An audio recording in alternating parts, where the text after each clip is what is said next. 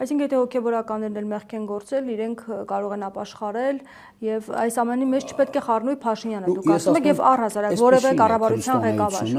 Այսպեսին են հավատը, որին մենք ենք դավանում, եւ որևէ կերպ պետք չի դա այլ կերպ դիտարկել, այո, նա ներման կրոն է, եւ այս տեսակետից ասենք այն էլ ասենք, որ կուսակրոնությունը դա այն խնդիրը չի,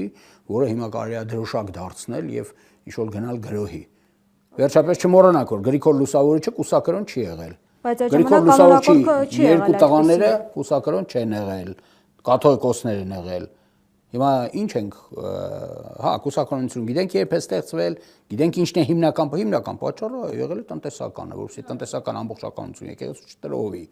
Հիմա որպեսզի որդիներ չունենա եւ նաեւ փոխանցվի հարստությունը եթե հայաստանի իշխանությունները գործում են այն վակուումի մեջ, որտեղ ոչ մեկը ոչ մի բան չգիտի եւ իրենք, ասենք,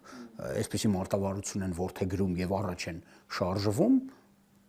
դե այդպեսի չէ իրավիճակը Հայաստանում։ Հայաստանը այդ ամենավերջին, այսպես ասած, անգրագիտության հատվածը չի մնացել աշխարհի երեսին։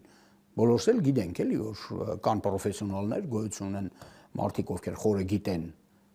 կամայական նյութ եւ այդ նյութի վրա, ասենք, այդպիսի աճպարարություն անել չարժի եւ